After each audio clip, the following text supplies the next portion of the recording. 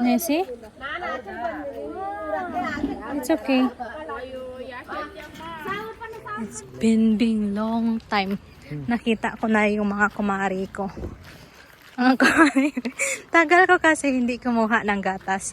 So, ayan, kumuha kami ng gatas ngayon. Mga alas 6 pa lang. Actually, madami sila itong grupo.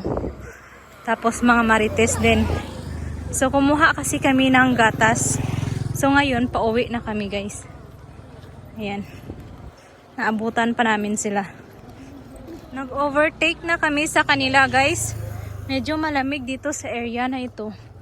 Medyo malamig siya. Ayan. Dito kami laging dumadaan pag nagbabike kami. So, ayan, oh. Maalikabok. Alas 6 na ng hapon, guys. So, pauwi na kami galing kuha ng gatas. Yung mga best friend ko na marites, andyan lang sa likuran ko, guys. Ayan.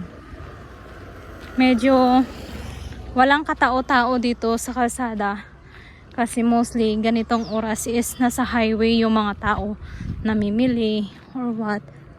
So balak ko bumili ako, pupunta ako doon sa may malapit sa highway para bumili ng malunggay kasi tinola ako, magugulay ako, guys. Medyo matagal na ako hindi nagugulay, tapos may pinirito ako doon na isda sa bahay. So, yun yung ilalagay ko. Ayan. So, uwi muna tayo.